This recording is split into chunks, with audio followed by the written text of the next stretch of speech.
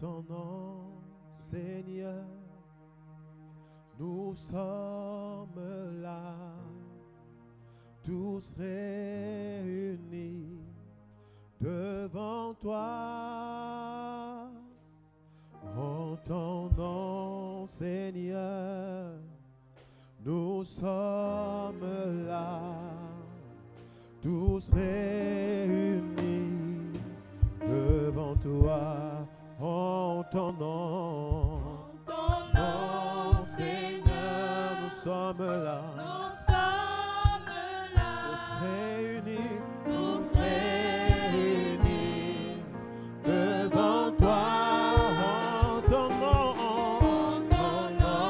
Seigneur, Jésus, nous sommes là, tous réunis devant toi. Oui, en ton nom, Seigneur, nous sommes là, tous réunis devant toi. Oh oui, en ton nom, Seigneur, nous sommes là, tous réunis devant toi. Oui, en ton nom, Seigneur, nous sommes là, tous réunis devant toi. En ton nom, Seigneur, nous sommes là, tous réunis devant toi. Oh oui, en ton nom, Seigneur, nous sommes là, tous tous réunis devant toi. Oh oui, en ton nom, Jésus, nous sommes là, tous réunis devant toi.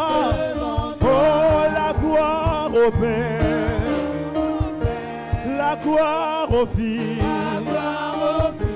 la gloire à l'Esprit, la gloire au Père, la gloire au Fils, la gloire à l'Esprit,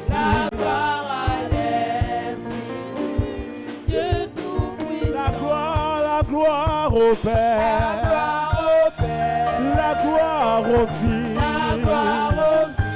la gloire à l'Esprit.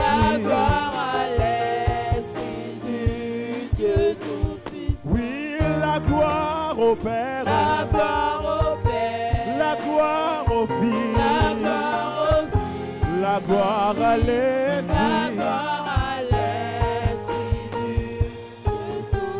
Oui, honneur au Père,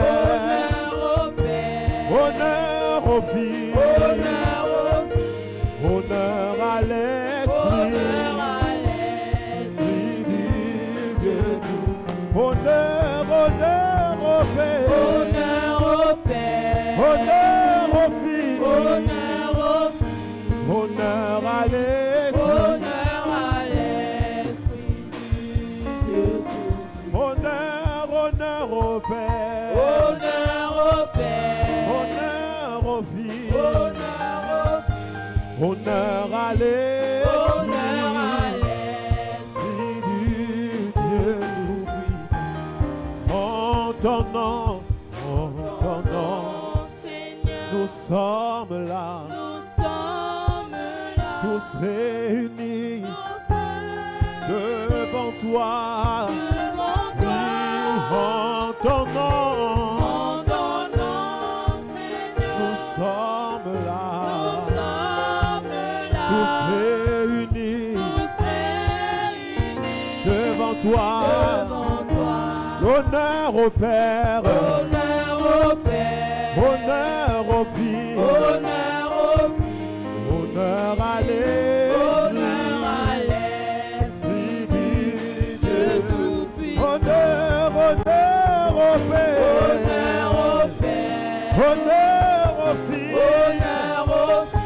Honneur à l'Esprit du Dieu Tout-Puissant. Honneur au Père, honneur au Fils, honneur à l'Esprit du Dieu Tout-Puissant. La gloire au Père, la gloire au Fils, la gloire à l'Esprit du Dieu Tout-Puissant. La gloire au Père, la gloire au Père, la gloire au Fils, La gloire au Fils, la gloire à la l'Esprit. gloire à l'Esprit du Dieu Tout-Puissant. Oui, gloire, gloire, gloire à l'agneau. Gloire, gloire, gloire à l'agneau, car il est glorieux et digne de régner. L'agneau est souverain. Nous élevons nos voix pour l'adorer. L'agneau est souverain. Oui, chantons gloire. Gloire, Oh oui, gloire. Gloire à l'agneau. Oui, disons gloire, gloire, gloire, gloire à l'agneau. Car il est glorieux et digne de régner. L'agneau est souverain. Nous élevons nos voix, nous élevons nos voix pour l'adorer. L'agneau est souverain. Car il est glorieux, car il est glorieux et digne de régner. L'agneau est souverain. Nous élevons nos voix, nos voix pour l'adorer. L'agneau, car il est glorieux, et digne de régner. L'agneau est souverain. Nous élevons nos mains. Est-ce qu'on peut lever nos mains vers le ciel en signe de reconnaissance pour l'adorer ce soir? L'agneau est souverain. Car il est glorieux, et digne de régner. L'agneau est souverain. Nous élevons nos mains, nos mains pour l'adorer. L'agneau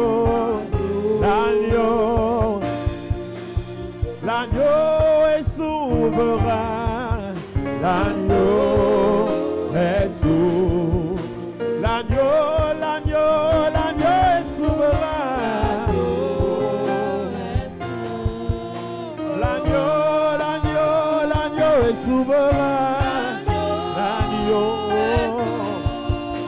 L'agneau est souverain. L'agneau est souverain.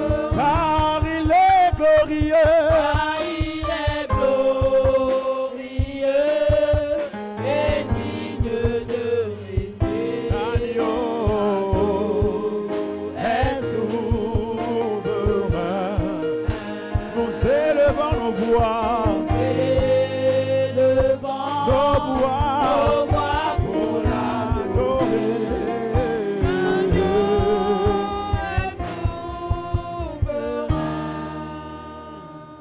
Digne, digne, les cieux disent que tu es digne.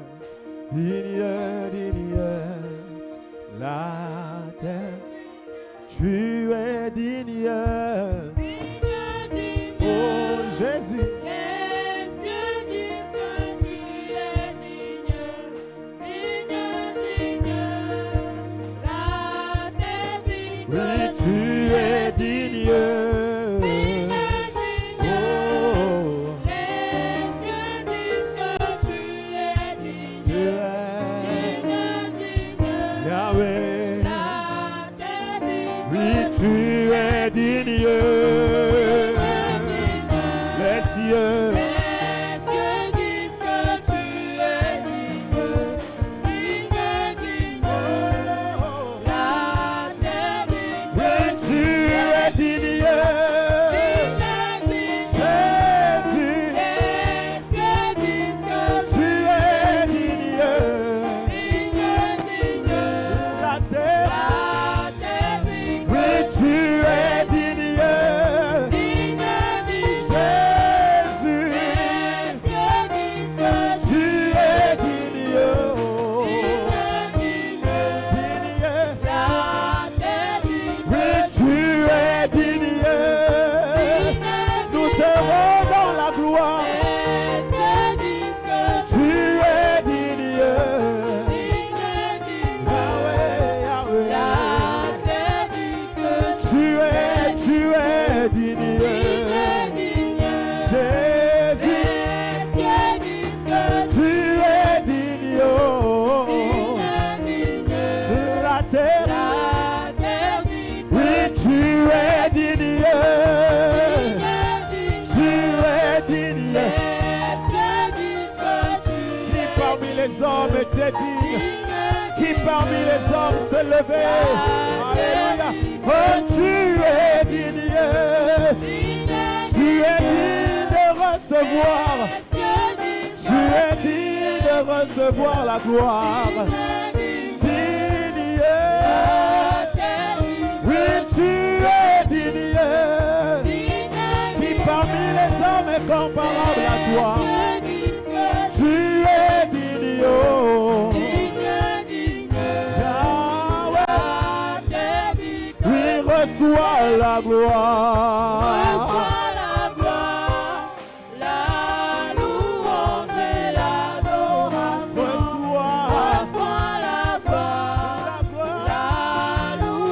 Oui, reçois la gloire. Reçois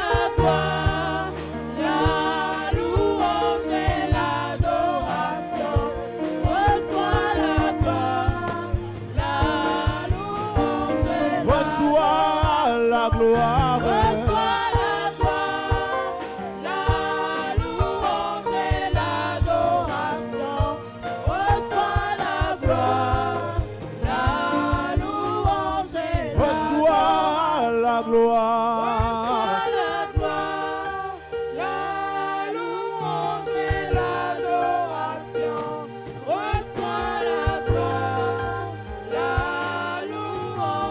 Reçois la gloire.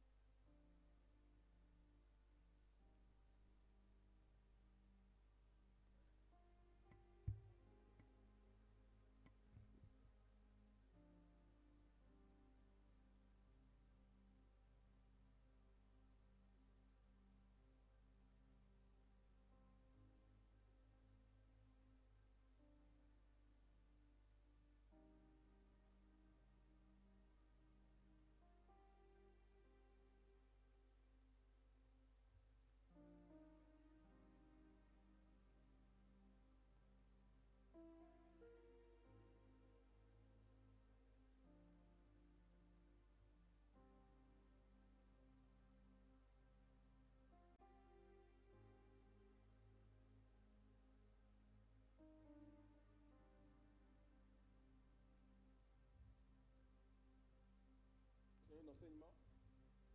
Donc, vous devez poser la première question, savoir qu'est-ce que le sacrifice? Quelle est l'importance du sacrifice? Quelle est la valeur du sacrifice aux yeux de Dieu?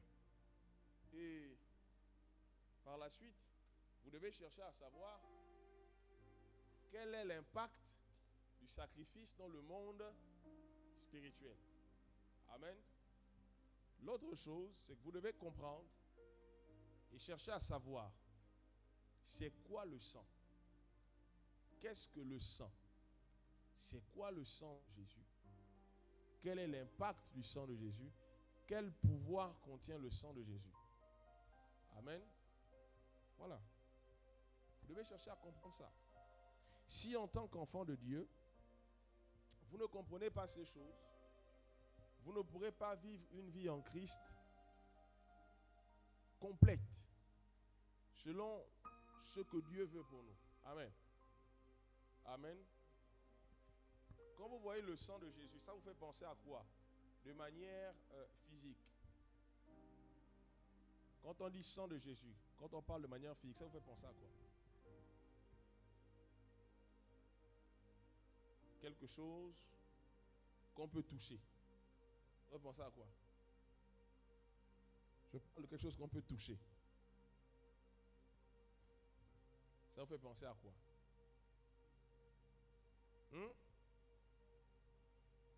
Non, pas la croix. Quelque chose qu'on peut toucher. Est-ce que là, toi, tu peux toucher la croix de Jésus? Je parle de quelque chose qu'aujourd'hui, tu peux toucher. L'eau. Non. Quelque chose que tu peux toucher.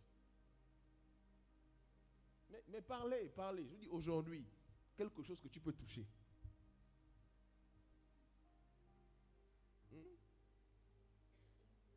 Voilà la Sainte Seine. Il y a quelqu'un qui voulait dire ça, sans hésiter. Et c'est comme ça que vous ratez les grâces que Dieu prévoit. Parce que vous êtes là, vous avez des choses dans vos pensées, mais sortez ça de vos bouches, vous hésitez. La Sainte Seine. D'accord? Mais la Sainte Seine, c'est quoi? C'est du jus qu'on a pris et du pain qu'on a pris. Et on a consacré le pain, on a consacré le jus et on a décrété que c'est le symbole du sang et du corps. Amen. Pour vous aider à mieux comprendre ça, son importance. Symbole du sang et symbole du corps. Quels sont les symboles de la République gabonaise? Quels sont les symboles de la République gabonaise? On revient à l'éducation civique. Le drapeau gabonais. Okay, le drapeau. L'emblème, il faut nous parler en français simple. L'emblème là c'est quoi? Tu nous dis c'est quoi l'emblème? L'emblème c'est quoi?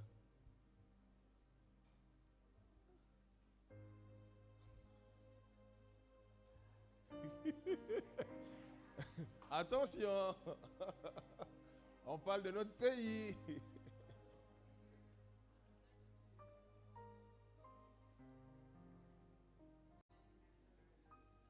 On a l'hymne national qui est un symbole, n'est-ce pas, de notre pays. On a quoi d'autre? Le sceau de la République, c'est la femme qui allait, non? D'accord. Et ensuite, on a quoi? Le blason. Voilà. Mais tout ça sont des emblèmes. Ça, non? Ce sont des emblèmes, non, tout ça. On a la femme allaitante. On a quoi? Le sceau de la République, là. Là, on a les deux panthères. Le sceau, c'est la femme allaitante. Hein. Le blason, c'est les deux panthères. Voilà. Le sceau, la femme allaitante. On a le drapeau, on a l'hymne national. Alors, est-ce que ces choses-là, c'est le Gabon? Est-ce que l'hymne national, c'est le Gabon? Est-ce que le sceau de la République, c'est le Gabon? Est-ce que le blason de la République, c'est le Gabon? Est-ce que le drapeau, c'est le Gabon? C'est une représentation du Gabon. D'accord? Alors, c'est une quoi? Une représentation du Gabon. D'accord? Mais imaginez-vous que on n'avait qu'un seul drapeau au Gabon et que le drapeau là se perd. Est-ce que le Gabon est perdu? Non. Voilà. Est-ce que il est possible que l'hymne national du Gabon soit changé? Vous êtes sûr? C'est changeable. On peut changer. On peut modifier. C'est possible. Je prends un cas simple, cas d'école. Le Zaïre est devenu RDC. L'hymne national du Zaïre, la zaïroise, n'est pas la même hymne nationale, la RDC. Et ils ont changé de drapeau, hein. Vous comprenez? Donc ça veut dire que au Gabon, s'il y a une situation comme celle-là, c'est possible même qu'on change le drapeau. Est-ce que vous comprenez? Mais est-ce que ça change le Gabon? On a dit non, désormais c'est plus le Zaïre, c'est maintenant la RDC. Bon, après je ne sais pas trop comment le drapeau était à l'époque, mais le drapeau de la Haute-Volta, est-ce que c'est le même drapeau aujourd'hui du Burkina Faso? Mais ça a changé. C'est le même drapeau.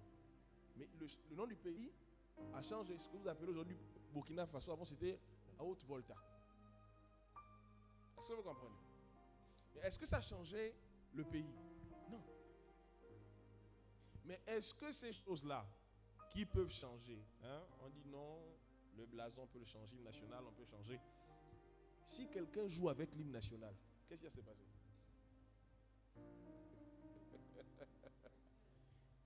Imaginez-vous, quelqu'un prend le drapeau, il jette le drapeau du pays au sol, et puis il marche dessus, ou bien il brûle ça, il filme.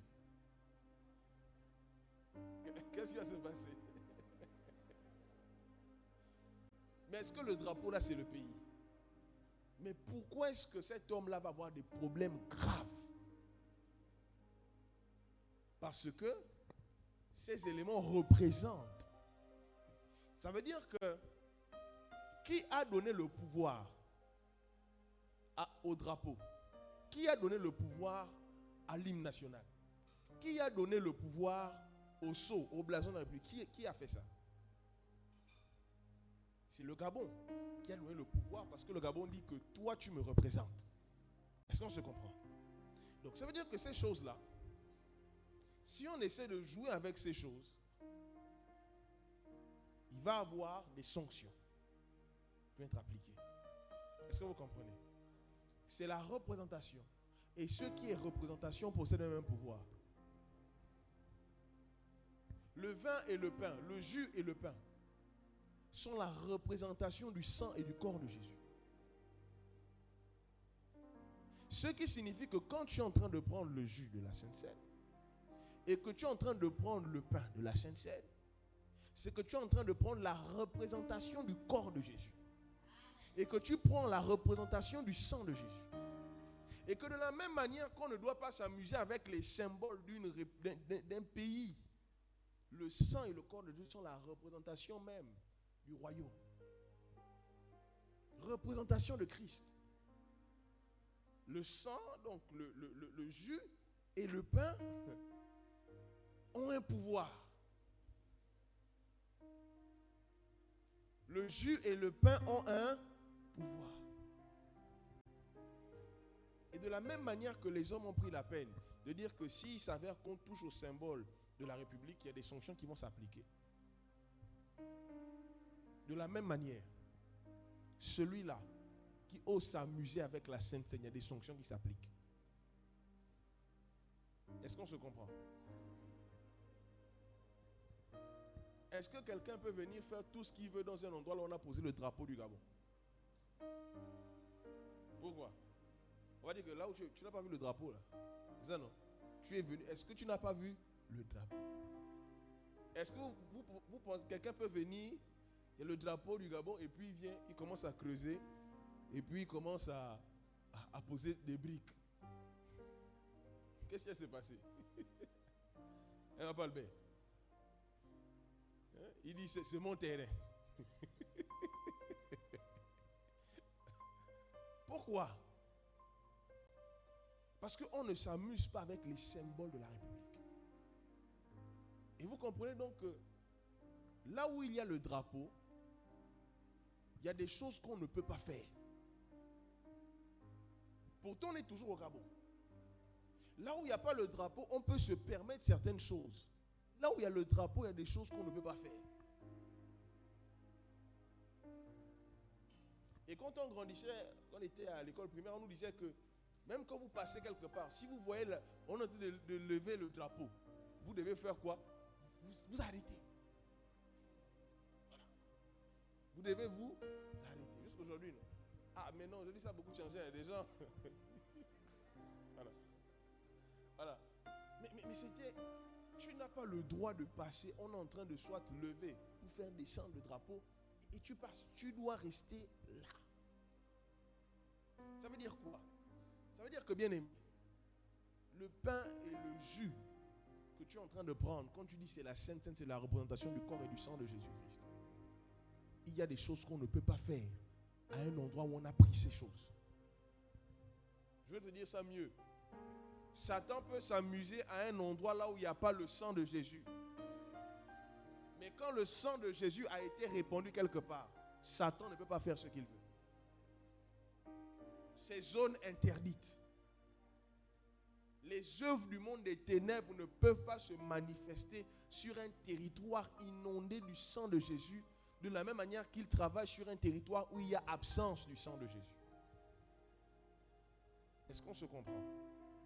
Ça veut dire que si la maladie qui est en train de te frapper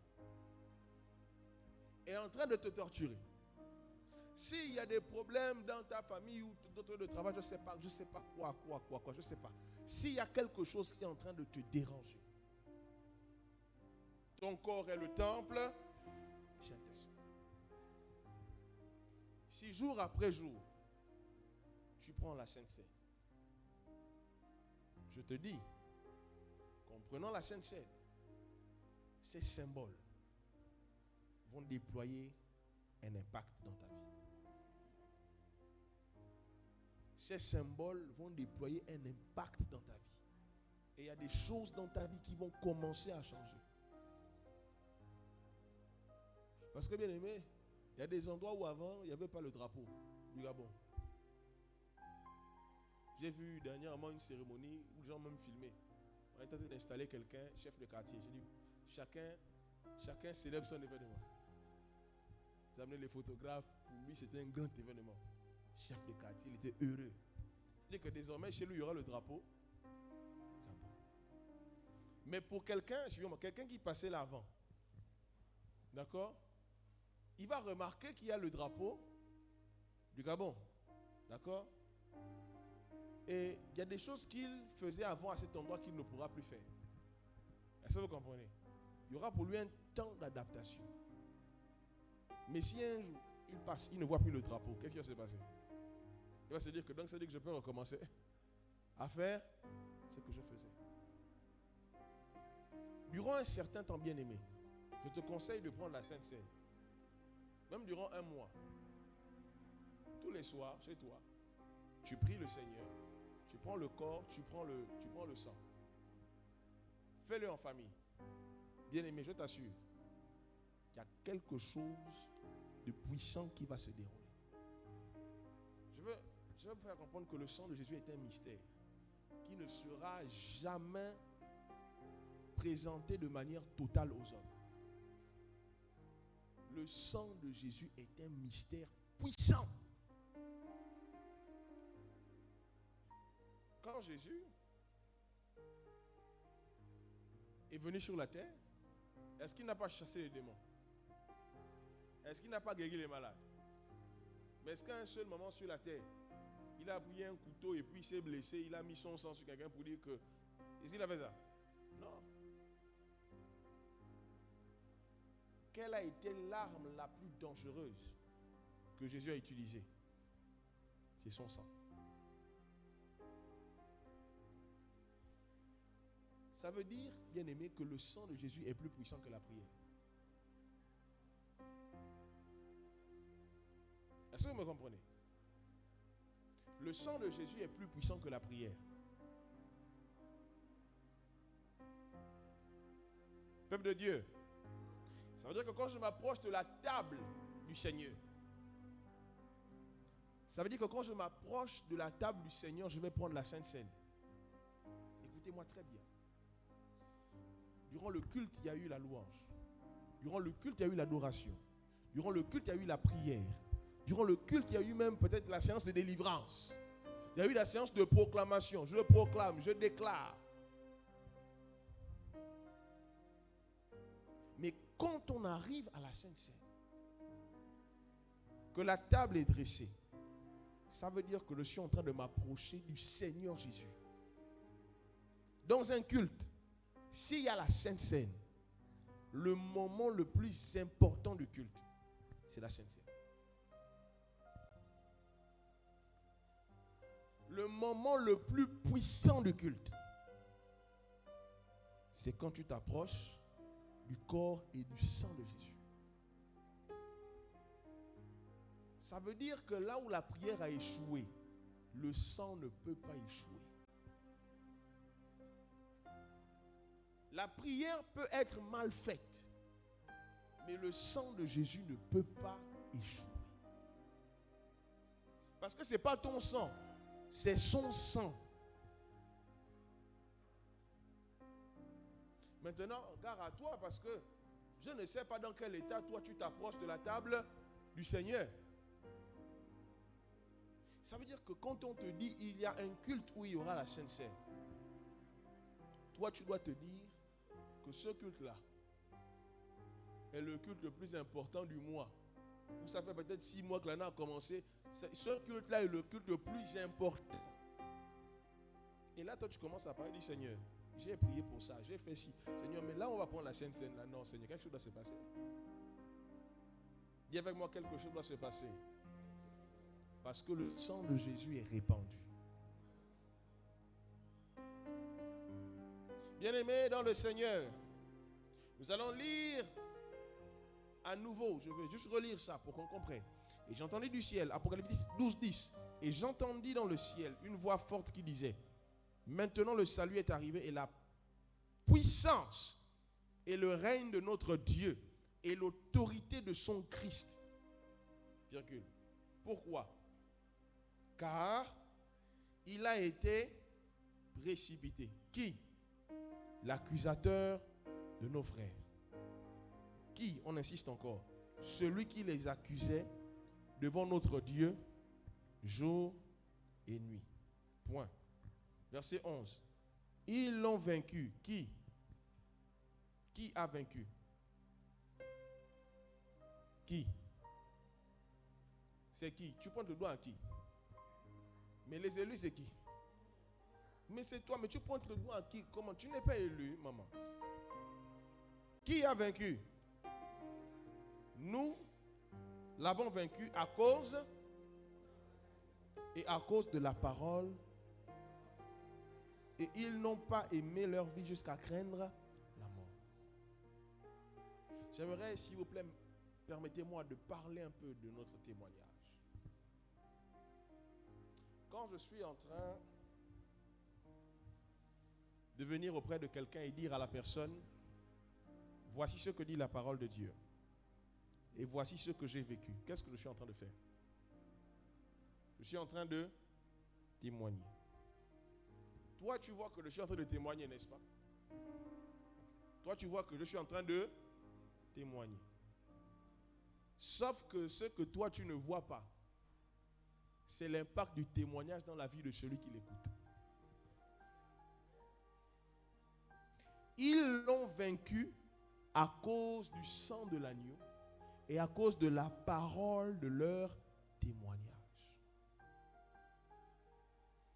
Vous lisez Matthieu, vous lisez Marc, vous lisez Luc, vous lisez Jean, qui sont les 4 évangiles. Ces 4 évangiles sont en train de témoigner de ce que Jésus a fait. Vous lisez Actes, Romains, 1 Corinthiens, 2 Corinthiens, vous lisez Éphésiens, Jude, Hébreux, Jean, Apocalypse. Ils sont en train de témoigner de ce qu'ils ont vécu, expérimenté avec le Seigneur. Quand vous lisez Genèse jusqu'à Malachie, c'est un ensemble de témoignages. Donc cet élément-là que tu appelles la Bible, tu dis, ah Seigneur, merci pour ta parole. En fait, ce sont des témoignages qui ont été rassemblés. Et quand tu lis ces témoignages que Paul a écrits, tu lis ces témoignages que Luc a écrits, tu dis, ah, vraiment mon cœur est apaisé. Quand tu entends ces témoignages viennent faire quoi? Viennent impulser une force à l'intérieur de toi pour vaincre l'œuvre de Satan dans ta vie. Parce que Satan est en train de travailler. Satan est en train d'œuvrer, il travaille. Mais quand tu te souviens que la parole de Dieu est vérité, et que la parole de Dieu, tu la comprends non seulement au travers de la Bible, qui est un ensemble de témoignages et de révélations, mais tu comprends aussi que la parole de Dieu, c'est aussi un ensemble d'expériences que les hommes, les frères et les sœurs ont vécu avec Dieu. Et ils te disent que sa parole est vraie. Au travers de ça, bien-aimé, Satan commence à avoir du mal à agir dans ta vie. Parce que dans Luc 4, qu'est-ce qui s'est passé? Jésus a vaincu Satan par la parole du témoignage. Dans Matthieu 4, Satan a été vaincu par la parole. Est-ce qu'il n'y a pas de paroles quand tu entends ça met en toi la joie? Est-ce qu'il n'y a pas de paroles quand tu entends ça met en toi le courage? Il n'y a pas de paroles quand tu entends ça porte en toi la paix? Voilà. Entends Satan, qu'est-ce qu'il vient faire? Il vient militer pour que dans ta vie, il y ait la peur. Il y ait, comment on appelle ça? Il y ait le trouble, il y ait le doute. Et quand la parole de Dieu, quand le témoignage est prêché, le doute se dissipe. La paix vient, le courage vient, la détermination vient. Qu'est-ce que Satan fait? Satan dit non. Si un groupe de 20 personnes se rassemble pendant 6 mois et ils ne font que prier, pendant 6 mois, si dans ce groupe de personnes, un seul se met à parler et dire depuis qu'on a commencé, voilà ce que Jésus a fait dans ma vie, les 19 autres vont avoir la foi parce que la foi vient de ce qu'on entend. Ce qu'on entend vient de la parole de Dieu. La parole de Dieu qui est aussi constituée de témoignages des hommes. Et qu'est-ce qui va se passer? Toi qui commençais à te décourager parce que Satan parle à ton oreille matin, midi, soir, afin d'injecter dans ton esprit des pensées qui vont paralyser ta vie chrétienne. Qu'est-ce qui va se passer? Tu vas dire, Satan, tu es un menteur. Parce que mon frère a commencé à être visité par le Seigneur. Et s'il a visité mon frère, c'est que le Seigneur va aussi me visiter. Et là, toi, tu vas commencer à manifester quoi? La persévérance. Donc, Satan fait tout pour fermer la bouche. Fermer la bouche des autres. Et il te dit quoi? Mais c'est une histoire honteuse. Oui, c'est une histoire honteuse. Mais c'est la puissance de Dieu qui s'est manifestée. Ne permets pas à ce que Satan te ferme la bouche. Les témoignages ont disparu dans les églises. On ne témoigne plus. Qui a un témoignage? Oui. Bien aimé, laissez-moi vous dire une chose. Quand vous ne témoignez pas, vous glorifiez l'œuvre de Satan. Parce que le plan du diable, c'est de garder les bouches des enfants de Dieu fermées. Quand dans une église, il n'y a pas de témoignage, qu'est-ce qui va se passer? Dans l'église, il y a un message qui va passer. Le message, c'est qu'il n'y a plus les miracles. Est-ce que vous comprenez? Le message qui va passer, c'est qu'il n'y a plus les miracles. Il n'y a pas le bien. On prie. Depuis là, on ne voit rien. Alors que parmi nous, il y en a que Dieu a visité. Mais qui ont décidé de garder les bouches fermées.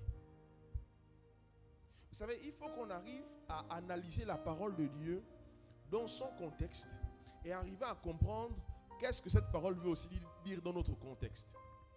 Jésus dit quoi aux disciples? Il dit, celui qui aura honte de moi devant les hommes, moi j'aurai honte de lui devant mon Père. Tu comprends? Ça veut dire quoi? Quand moi j'ai honte de témoigner au milieu de mes frères, c'est que j'ai honte de l'œuvre de Dieu qu'il a accomplie dans ma vie devant mes frères. Et c'est donc de nous dont Jésus parle. Quand il dit celui qui aura honte de moi devant les hommes, j'aurai honte de lui devant le Père. Bien-aimé, un témoignage de la puissance de Dieu peut accomplir dans la vie de quelqu'un, peut déclencher dans la vie de quelqu'un une foi que la prédication de tout un dimanche n'aura pas pu accomplir. Est-ce que vous me comprenez?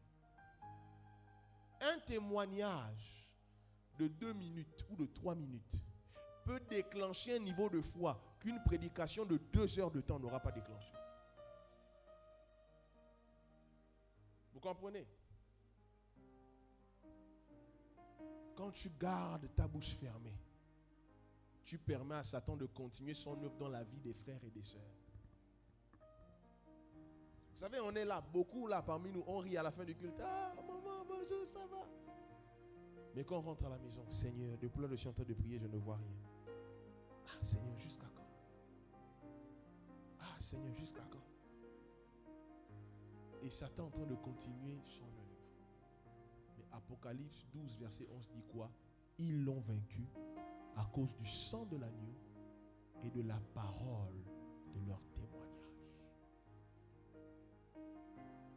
Oh, toi qui as honte de témoigner, toi qui ne veux pas témoigner, tu permets à Satan d'agir sur un territoire plus grand et de continuer à œuvrer dans les vies des gens. Laisse-moi te dire une chose. Un témoignage que tu as fait en 92, qui a été enregistré. Toi, tu es mort en 2007. Après ta mort, ce témoignage va continuer à créer la foi dans les cœurs des gens. Jésus a dit, cette femme qui est venue verser son parfum sur mes pieds, partout où on parlera de cette histoire, on parlera d'elle. Luc est mort. Jean est mort. Paul, Jacques, ils sont tous morts. Mais leur témoignage, rassemblé dans la parole, dans la Bible que nous avons, continue à fortifier les vies, à toucher les cœurs et à gagner les âmes à Christ. Quelqu'un peut être arrivé ce matin à l'église un dimanche et il n'a rien compris de la louange, il n'a rien compris de l'adoration. C'est-à-dire qu'il a même hâte de rentrer chez lui. Et puis toi tu dis j'ai un témoignage à faire. Et quand tu viens témoigner, à la fin il dit je vais donner ma vie au Seigneur. Parce que tu gardes ta bouche fermée, tu permets à Satan d'agir dans les vies des gens. Pourquoi? Parce que les gens ne croient plus que Dieu agit. Satan remplit l'église de cette doctrine. Où sont passés les miracles pendant que ceux qui vivent les miracles ne parlent pas? Et avant de finir sur le témoignage, je vais vous dire quelque chose. Jésus agit là où il est glorifié. Jésus agit là où il est glorifié. Quand Jésus a accompli un miracle et qu'il se rend compte que tu n'as pas glorifié son nom par le témoignage, il va arrêter d'agir. Est-ce que vous comprenez? Le témoignage est une manière, l'action de grâce, le témoignage, c'est une manière de dire à Dieu, Seigneur, merci, agis encore. Et je suis venu humilier Satan devant les hommes pour que ton nom soit glorifié. Dieu va dire, waouh, j'ai été glorifié ici, je vais encore me glorifier dans sa vie. Mais quand ta bouche reste fermée parce que tu as honte, le nom de Jésus n'est pas glorifié. Parce que toi qui sais ce que Dieu a fait dans ta vie. Comment se taire face à un si grand sacrifice? Ce n'est pas possible, bien-aimé. Tu ne peux pas garder ta bouche fermée face à un si grand sacrifice. Je vais vous raconter une petite histoire avant de lire le dernier texte que nous allons lire.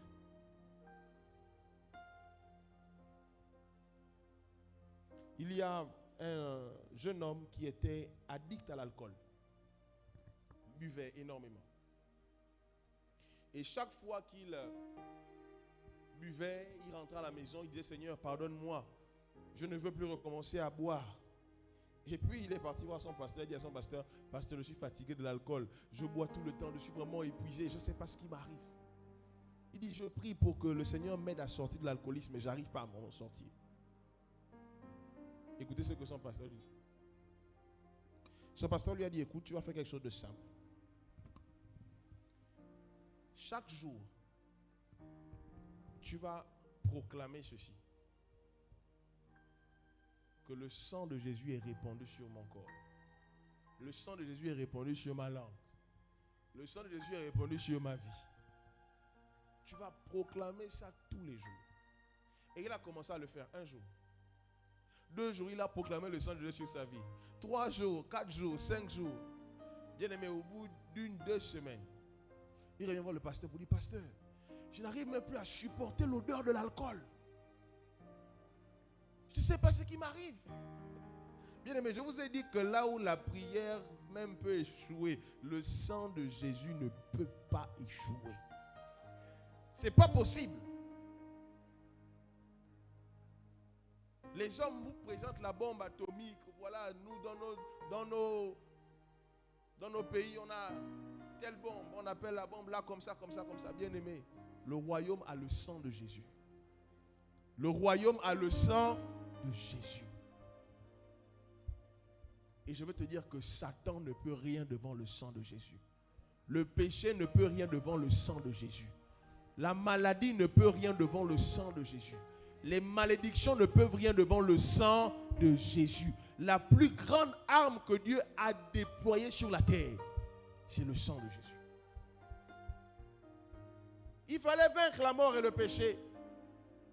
Et Dieu, dans son royaume, a mis en place toutes les stratégies. Et après les études spirituelles qui ont été menées, on a découvert que l'antidote contre le péché, la mort et les œuvres de Satan, c'est le sang de Jésus.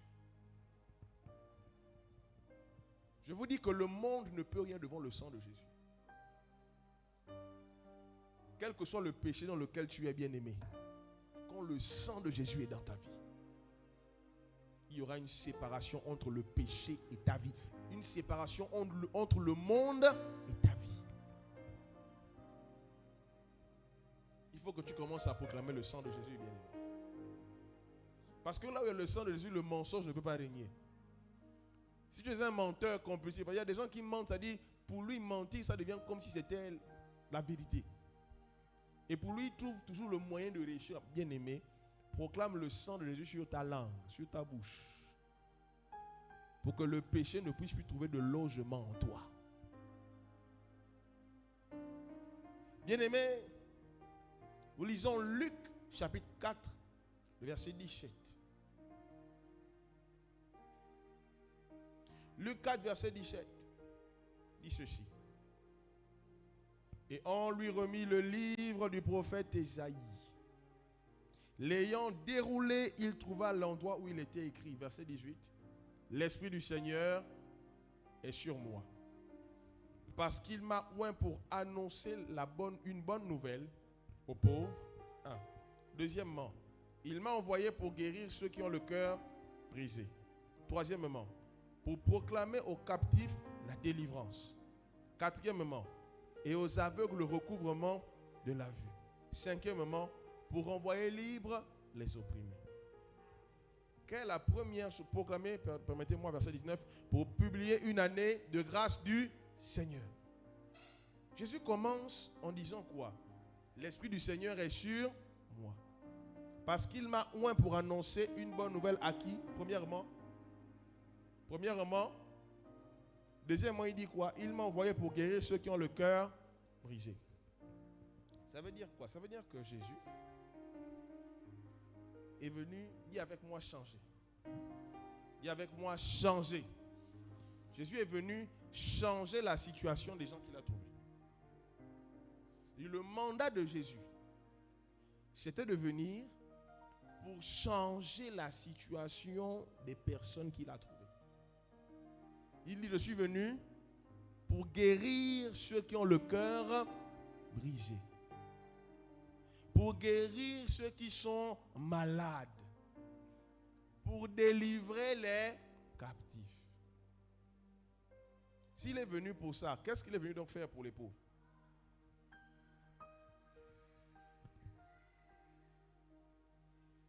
Je suis venu vous annoncer la bonne nouvelle. Ça veut dire que Dieu n'a pas envoyé Jésus pour que tu restes dans la position dans laquelle tu es. Quand tu rencontres Jésus, il y a un changement qui doit s'opérer dans ta vie. Voilà pourquoi dans Romains 12, verset 2, la Bible nous parle du renouvellement de l'intelligence. Soyez transformés par le renouvellement de l'intelligence. Bien aimé, ça veut dire que si ta vie n'a pas encore changé, ça veut dire que là, il y a un problème. Parce que Jésus est venu opérer une œuvre de transformation dans ta vie. Tu peux être pauvre et tu peux être malade en même temps. Ça veut dire que Jésus est venu pour toi. Tu peux être pauvre, malade et captif. Jésus est venu pour toi. Et j'ai une bonne nouvelle pour toi. Jésus est venu pour faire quoi? Changer les choses. Apporter une transformation. Ça veut dire que quand quelqu'un te dit, j'ai accepté Jésus dans ma vie, il est en train de dire, j'ai accepté la transformation dans ma vie. Est-ce que vous me comprenez? Quand tu dis, Seigneur, je te donne ma vie, c'est que tu te dis, Seigneur, voici ma vie, transforme-la. Jésus n'est pas venu dans ta vie pour que tu restes le même hier, aujourd'hui, éternellement. Il est venu pour arrêter un cycle dans ta vie. Le cycle de la maladie doit s'arrêter dans ta vie parce que Jésus est entré dans ta vie. Quand Jésus est rentré chez Zachée, il a dit, je suis rentré, il dit, je dois souper chez toi. Et quand il a fini de parler avec Zachée, Zachée lui a dit, voilà ce que je donne. J'ai décidé de renoncer à ma vie passée, de rembourser toutes les personnes de l'escroquer. Jésus dit, oui, le salut est rentré dans ta maison. Bien-aimé, le salut que Jésus nous donne est un salut complet. Et si toi, tu n'arrives pas à croire que donner ta vie à Jésus, c'est accepter la transformation, accepter le changement, tu continueras à vivre une vie qui n'a rien à voir avec celle que Dieu veut que tu aies et veut que tu vives. Amen. Jésus dit qu'il est venu délivrer qui? Les captifs. Mais dans 1 Pierre, on lira ça demain ou vendredi ou jeudi. Dans 1 Pierre, je crois 1 Pierre 3, Jésus dit, c'est Pierre qui dit que Jésus est venu délivrer les prisonniers. Je veux que vous compreniez qu'il y a une différence entre les prisonniers et les captifs. Les prisonniers et les captifs sont deux catégories de personnes différentes. C'est quoi un prisonnier? Un prisonnier, c'est quelqu'un qui a commis une action mauvaise. Ok? Et on l'a attrapé parce que il a commis une action mauvaise. Donc, il est responsable. Est-ce que vous comprenez? C'est lui qui a commis ce crime. Il a été attrapé. Et parfois même, on l'a déjà jugé. Il est passé en procès. Il a été condamné et il est en train de purger la peine pour les crimes qu'il a commis. Vous comprenez? C'est ce qu'on appelle un prisonnier. Et Jésus est aussi venu pour délivrer les prisonniers. Est-ce que vous comprenez?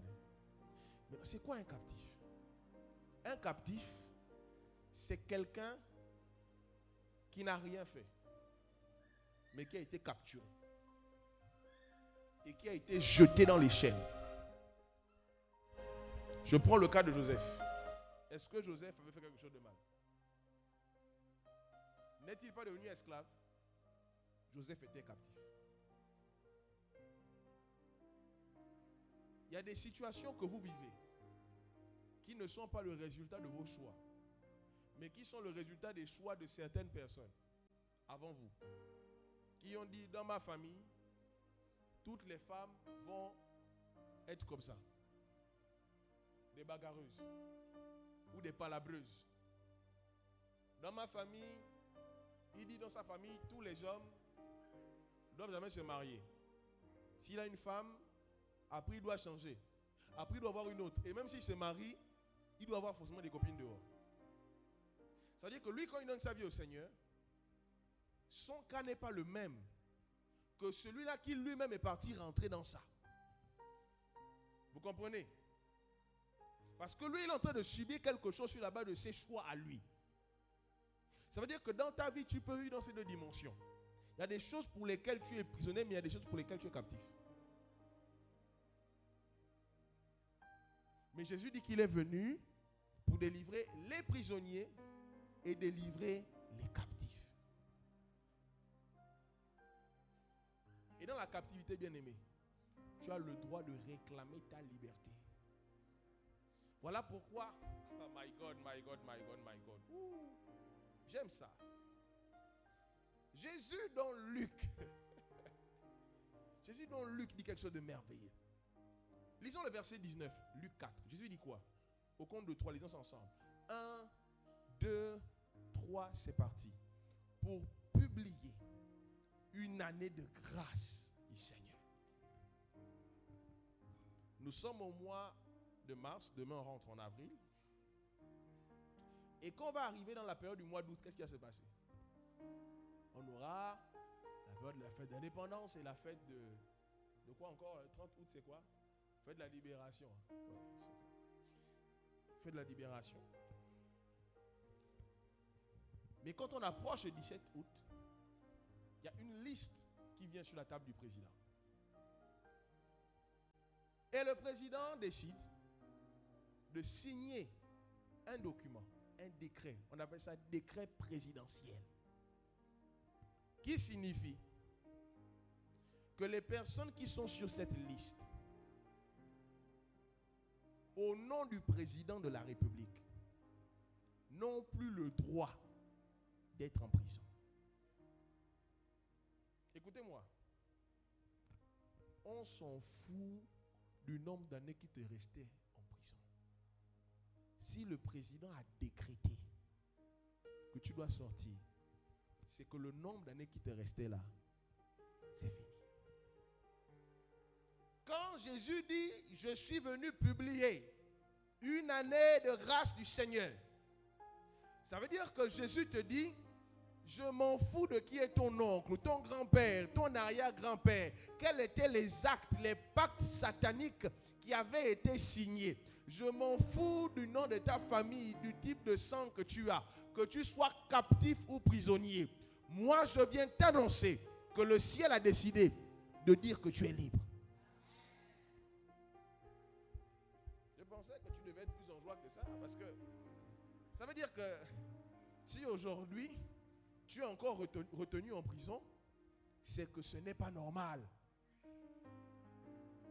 Peuple, c'est pour la liberté que Christ nous a appelés. Ça veut dire que si la maladie te secoue un peu, tu dis, oh maladie, il ne faut pas m'énerver. Faut même pas m'énerver. Parce que moi, je suis dans l'année de grâce. Mon nom est dans la liste des personnes que Jésus est venu libérer. Et donc, maladie, tu n'as plus le droit de venir me déranger. Si la nuit, il y a des esprits méchants qui viennent, tu dis, bon, toi, esprit un tel qui vient souvent à telle heure, je viens t'annoncer que mon nom est écrit sur la liste des gens qui sont rentrés dans l'année de grâce. Donc, tu n'as plus le droit de venir ici dans ma maison me déranger pendant que je dors. Je t'ordonne maintenant au nom de Jésus, sur la base du décret royal qui a été publié dans Luc 4, verset 19, de libérer ma vie, libérer ma maison, libérer ma famille au nom de Jésus, parce que je suis dans l'année de grâce. Maintenant, comment me taire face à un si grand sacrifice? Comment me taire? Les gens qui viennent, mais pasteur, en fait, moi là où tu vois là, papa, Luc 4, 19 dit que nous sommes dans l'année de grâce. Je n'ai pas besoin de savoir, ils sont combien de sorciers dans ta famille. Moi, je ne veux pas savoir ça. Moi, je te dis que nous sommes dans l'année de grâce. Quelqu'un va me dire, non, pasteur. Au travail, ils sont venus, j'ai vu, il y avait les plumes sur mon bureau. J'ai vu, il y avait les traces de sang. Bien aimé, je vais te dire une seule chose. Ils n'ont qu'à prendre le sang des animaux. Ils n'ont qu'à prendre le sang des humains. Mais laisse-moi te dire une chose. Le sang de Jésus est la seule âme qui a pu déstabiliser de manière totale et éternelle les œuvres du monde des ténèbres. Satan lui-même, tous ces sorciers, ces démons, ces esprits, ces je ne sais pas quoi, ces généraux, déstabiliser la mort et le péché.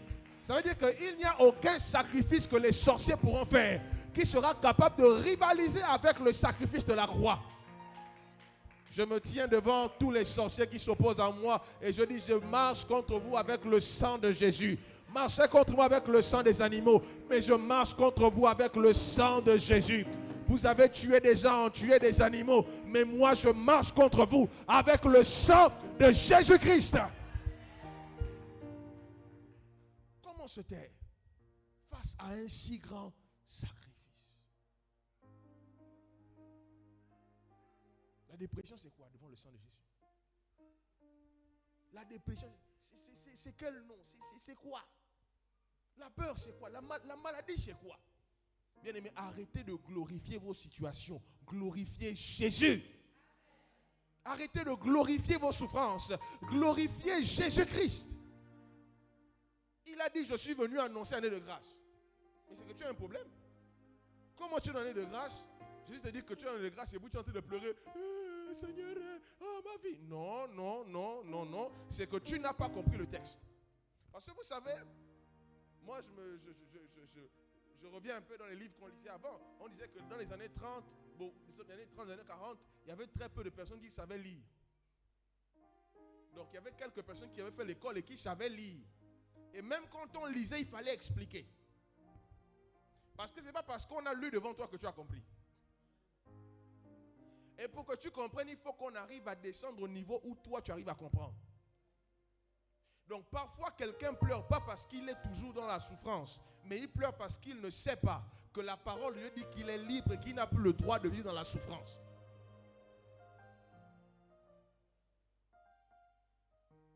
Bien aimé, j'ai envie de prendre parfois la Bible et puis mettre ça dans chacune de vos têtes, comme ça, déposer la Bible. Pour qu'en fait les chaînes, parce que les chaînes les plus dangereuses ne sont pas les chaînes que Satan a eu à nous mettre. Ce sont les chaînes qu'il y a au niveau de nos pensées. Quand tu vas rentrer chez toi, tu vas rentrer. Oh Seigneur, oh, tantine, je ne sais pas, tantine Georgette, papa, tout ça là, je ne suis pas dedans. Moi, je suis venu te dire qu'il y a un décret royal qui annonce la fin de ta souffrance. Dis avec moi, la souffrance, l'esclavage, la captivité, tout cela est terminé. La maladie est vaincue, bien-aimé. Dis amen, dis amen, dis amen. Dis amen, dis amen. Dis avec moi, je suis dans mon année de grâce. Je suis dans mon année de grâce. Je suis dans mon année de grâce. Bien-aimé, tu sais, quand le président fait la liste des personnes qui sont libres, parfois il y a des gardiens de prison qui ne sont pas d'accord. C'est-à-dire, il veut encore t'embêter et tu dois dire, hé, moi je suis plus prisonnier. Hein. Mon nom est sur la liste, donc là c'est fini. Bien aimé, il peut essayer de t'influencer. La seule chose que le gardien de prison peut faire, c'est t'influencer. Mais bien aimé, quand tu sais au fond de toi que tu es libre, tu vas laisser le gardien de prison parler du matin jusqu'au soir. Tu dis, papa, tu as fini. Ma date là-bas est déjà écrite. Je sors de prison. J'aimerais dire à quelqu'un que quand Jésus est rentré dans ta vie, la seule chose que Satan peut encore faire, c'est influencer par des menaces vides et sans fondement. Parce que le fondement sur lequel il pourrait s'appuyer, c'est ta condamnation, c'est le péché. Mais quand tu es en Christ, Satan ne peut pas t'influencer avec des fondements parce qu'il n'y a plus de fondement. Le fondement de ta vie, c'est l'année de grâce. C'est la parole de Dieu, c'est le sang de Jésus. Dis-lui que quand tu as fini de parler, n'oublie pas de prendre tes bagages et puis tu pars. Parce que moi, je suis dans l'année de grâce. Comment se taire face à un si grand sacrifice? Je vais me taire. Bien aimé, ça veut dire que quand Jésus a dit ça, imaginez-vous, je prends un exemple, parce que certains parmi vous sont certainement dans ces conditions-là. C'est-à-dire, ton grand-père avait dit, quand il était rentré dans des choses, Kungulu, Kungulu, il avait dit que sur les 100 ans qui viennent, tous ceux qui vont sortir de lui seront sous l'esclavage de l'esprit qu'on appelle Jujuju. Voilà. Mais non, Jujuju là, c'est un esprit qui, lui, il vient terroriser la famille. Ça veut dire que, normalement, tes enfants vont subir ça. tes petits-fils vont subir l'influence de Juju. Tes arrière-petits-fils vont subir l'influence de Juju. Maintenant, Jésus dit que dès l'instant où ton nom est écrit, en fait, ce que tu ne comprends pas, c'est que quand tu dis Amen, la maladie est vaincue dans ta vie. Ce n'est pas seulement dans ta vie, c'est dans la vie de tes enfants, dans la vie de tes petits-fils, de tes arrière-petits-fils. En fait, c'est une délivrance totale que Jésus est venu faire. Bien aimé, Jésus est venu faire un nettoyage. Un nettoyage. C'est-à-dire, le temps de la captivité est terminé. C'est plus possible, bien aimé. C'est plus possible. Ça veut dire que, quand quelqu'un te dit que toi tu es sûr que tu es sûr que votre famille là, c'est vraiment beaucoup, je ne sont pas mariés. Hein. Tu dis que, regarde, moi ce ne sera pas mon cas. Parce que moi je suis rentré dans l'année de grâce. Tu comprends ça? Moi ce ne sera pas mon cas. Parce que je suis rentré dans l'année de grâce. Bien aimé, ne vous taisez pas quand l'ennemi est en train de parler. Ne perdez même pas votre temps à répondre à l'ennemi. Louez le Seigneur et proclamez la parole de Dieu. Je vais aider quelqu'un ce soir. Est-ce que vous savez que tous les songes que vous faites ne sont pas toujours des songes qui annoncent ce qui va vous arriver? Hein? Parfois, il y a des songes que vous faites, Satan envoie ça pour vous faire peur. Comprends? Qui vient te voir, oh maman, j'ai fait un songe où vraiment tu avais fait un grave accident. Et puis vraiment, tu tombes dans le coma et puis. C'est-à-dire, le gars avait dit que, regarde, moi là, le sang de Jésus a coulé pour moi. Je vis dans la grâce de Dieu. Tu as eu peur quand tu as vu ça? Oh oui, après je n'ai même plus dormi. Mais il faut dormir. Parce que je marche avec celui qui ne sommeille ni ne dort. Ceux du peuple qui connaîtront leur Dieu agiront avec fermeté. Bien, mais il y a des songes qu'on me raconter, je sais que ça ne va jamais arriver. Et je le dis de ma bouche, ça ne va jamais arriver. Satan, c'est un menteur. Et quand on vient te raconter le songe, là, tu es en train de paniquer. Parce que, en fait, la peur, c'est quoi? La peur vient activer l'action de Satan dans ta vie. La foi active l'action de Dieu en toi. Et quand tu commences à vivre dans la peur, il paraît que, il y avait un accident, machin, Seigneur, machin. Satan dit, mais c'est bon. C'est ce que j'attendais. Maintenant, je peux commencer à frapper. Non, bien-aimé, loue le Seigneur. Et proclame que même quand je marche dans la vallée de l'ombre de la mort, je ne crains aucun mal, car tu es avec moi. Ta houlette et ton bâton de berger me rassurent. Luc 4, 19, Jésus est venu publier une année de grâce. Donc la souffrance dans ma famille doit s'arrêter. On doit arrêter de vivre au jour le jour où, je ne sais pas, quand le sac lui commence à finir, tu vis dans la peur. Non, tu loues le Seigneur, tu dis, Seigneur, je suis dans une année de grâce. Le sac de riz est fini, mais je sais qu'il y a quelque chose qui va arriver. Il y a des gens, vous savez, je suis même, excusez-moi, il y a des gens, je suis fatigué de parler avec eux. Parce que je comprends que la parole de Dieu n'est pas rentrée dans leur cœur. C'est-à-dire, dès que tu parles avec lui, ou tu parles avec elle, la personne, en te parlant, comment tu vas? Ça va bien, mais c'est toujours le problème que tu connais là. Ça veut dire qu'en fait, ton identité ne se définit plus par ce que Dieu dit de toi, mais par ce problème. C'est comme si tu rentres sur le travail. Hein. Vraiment. Bien aimé. Laisse-moi te dire une chose. Ceux qui cherchent le travail, c'est de chercher à démissionner. Pour devenir entrepreneur. D'autres regrettent même parfois pourquoi ils ont écrit j'ai l'honneur. Hein? C'est ça, non? J'ai l'honneur. Moi, j'ai tellement arrêté d'écrire ça, je ne sais même plus. J'ai l'honneur. Moi, je n'écris plus ça. Depuis des années, j'ai arrêté d'écrire ça. Donc, j'ai l'honneur de venir auprès de votre hôte. Votre hôte. Bien aimé dans le Seigneur, tu dois être capable de comprendre que les problèmes ne définissent pas ta vie, ne définissent pas ta joie, ne définissent pas. En fait, c'est Jésus qui définit qui tu es. Comment ça va? Non, je vais bien. La journée a été un peu difficile, mais je vais bien. Parce que Jésus est avec moi. Je suis dans l'année de grâce. Non, pasteur, on a mis fin à mon contrat. Il a besoin de dire, pasteur Christian, on a mis fin à mon contrat. Pasteur, vraiment, il n'y a pas un endroit où vous pouvez me trouver la place là-bas parce que vraiment, ça ne va pas. Lui-même, là où tu le vois, il a besoin de Jésus. Lui-même, il a besoin de Jésus. Toi, tu vis dans l'année de grâce. Bien aimé, on a mis fin à ton contrat, tu t'as dit, Seigneur, je te loue. Parce que mon contrat est terminé. Mais je sais que ce n'est pas cet homme-là qui détient ma vie entre ses mains. Je te loue et tu sais là où tu vas m'amener. Voilà pourquoi je te rends grâce. Parce que je suis dans l'année de grâce. Est-il possible que tu viennes voir les frères en disant, ouais frère, actuellement c'est vrai que c'est un peu chaud, mais bonjour le Seigneur. Comment? Non, en fait, on a mis fin à mon contrat. Oh.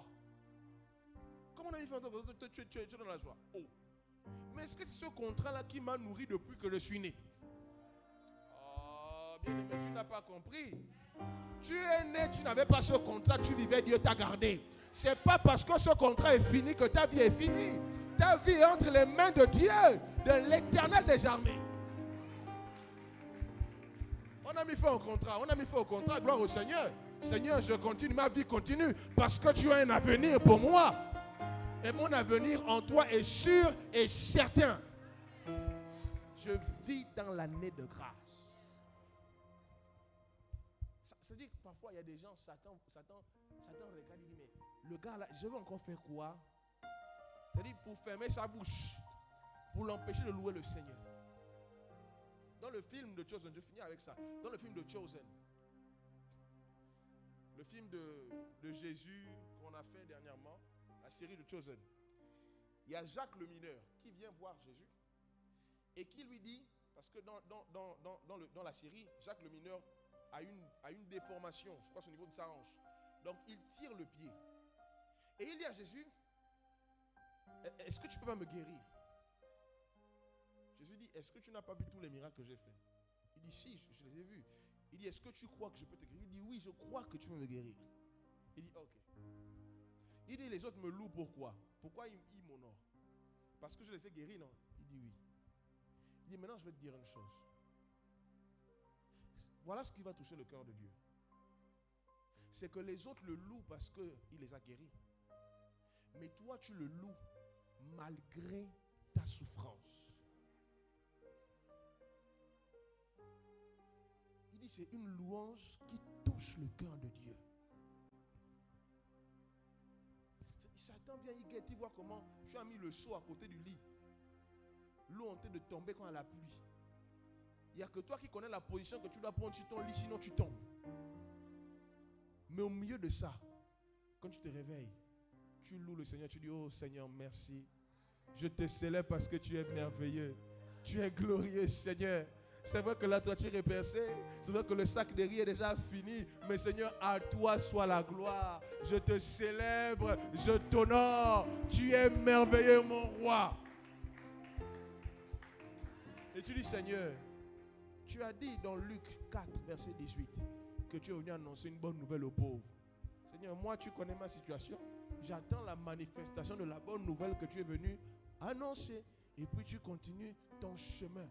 Et tu peux aller de maison en maison, aller répandre la joie de Jésus, aller répandre la paix de Jésus, aller répandre l'amour de Jésus. Bien-aimé, tu comprendras avec le temps que la beauté et la grandeur d'une maison ne signifient pas la paix, la joie et la stabilité. Mais c'est ce qui est dans le cœur de l'homme qui apporte la joie, la paix et la stabilité.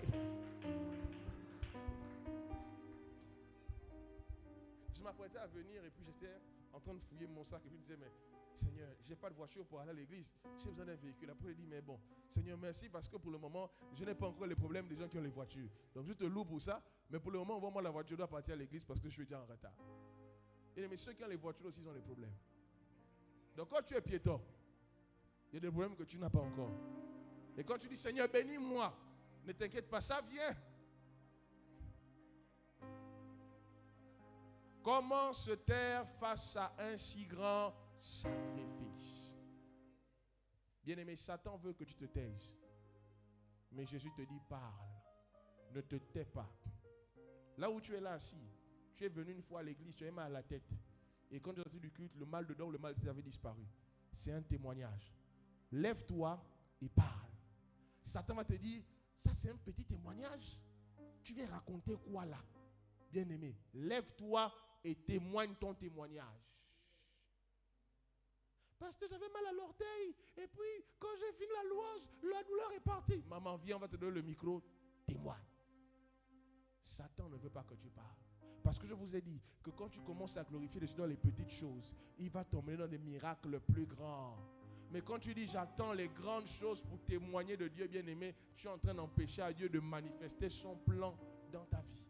Il veut t'emmener dans les grandes choses, mais dans les petites choses, il faut savoir déjà rendre gloire à Jésus. Alors élève ta voix et dis au Seigneur merci pour ce si grand sacrifice. Et le dernier sujet, tu vas dire Seigneur, je proclame ton sang dans ma vie. Je proclame ton sang dans tous les domaines de ma vie. Je proclame ton sang dans ma santé. Oui, que ton sang atteigne l'état de mon sang. Que ton sang atteigne mon état de santé. Tu as des problèmes de dos, tu as des problèmes de genoux, des problèmes de nerfs, des problèmes, je ne sais pas où tu as des problèmes, mais tu vas proclamer le sang de Jésus et déclarer que le sang de Jésus est plus puissant que la mort, plus puissant que la maladie, plus puissant que la douleur. Le sang de Jésus n'échoue pas. Là où même la prière peut échouer, le sang de Jésus n'échoue pas. Et tu vas proclamer cela parce que tu es dans l'année de grâce. Oh Seigneur, nous te louons parce que c'est toi qui nous as fait entrer dans l'année de grâce. Oui Seigneur, c'est avec action de grâce, c'est avec joie que nous sommes heureux Seigneur de te dire merci pour cette année de grâce. La condamnation des hommes ne peut pas traverser l'année de grâce. Seigneur, les malédictions proclamées par les hommes ne peuvent pas vaincre l'année de grâce. Nous sommes dans une année de grâce et nous venons proclamer qu'il n'y a aucune captivité dans l'année de grâce. Il n'y a aucun prisonnier dans l'année de grâce. Seigneur, il n'y a aucune maladie qui peut subsister dans l'année de grâce. Nous sommes dans l'année de grâce. Nous marchons dans l'année de grâce. Rakatayamando sakabayavadabra. Revi katumahamdeleva imri. Merci pour l'année de grâce. Merci pour l'année de grâce. Comment pouvons-nous nous taire face à un si grand sacrifice? Comment pouvons-nous nous taire face à un si grand sacrifice? Comment pouvons-nous nous taire devant un si grand sacrifice? Seigneur, tu es plus grand que nos pensées. Tu es plus grand que nous, Seigneur. Et ton sang a vaincu la mort et le péché. Oh, ton sang est si puissant, si merveilleux et si glorieux. Bien-aimé, touche les endroits où tu te sens mal et commence à proclamer le sang de Jésus maintenant. Peut-être qu'actuellement la douleur n'est pas là, mais elle vient souvent et elle part. Ou la maladie te dérange depuis des années, tu t'es habitué à ça. Toi qui es en ligne comme toi qui es là, pose ta main là où la maladie est en train de travailler et proclame le sang de Jésus. Proclame la fin de cette maladie parce que le sang de Jésus, cette douleur, parce que le sang de Jésus est venu pour ta liberté.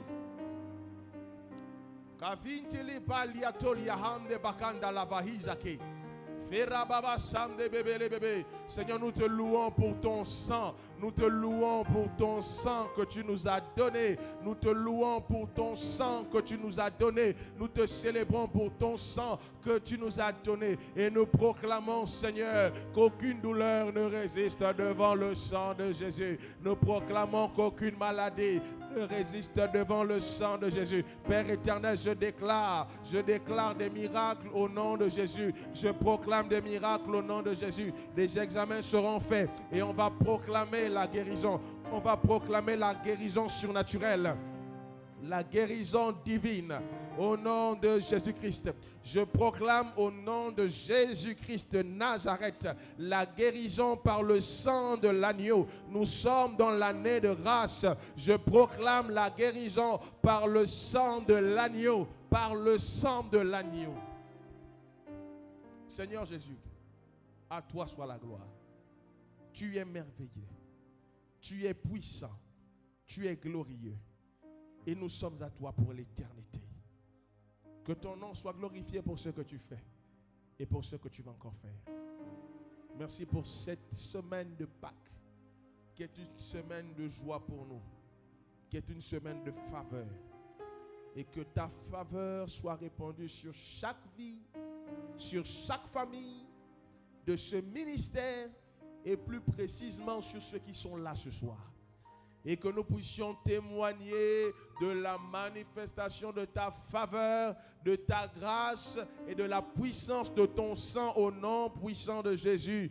Amen. Que le nom de Jésus soit glorifié. Alors nous nous retrouvons demain pour la deuxième soirée. Que Dieu vous bénisse et à demain. N'oublions pas, nous sommes en blanc dimanche. En blanc, les boucles blanches, les babouches et les chaussettes blanches. Dieu vous bénisse et à demain dans le sang de l'agneau. Marche dans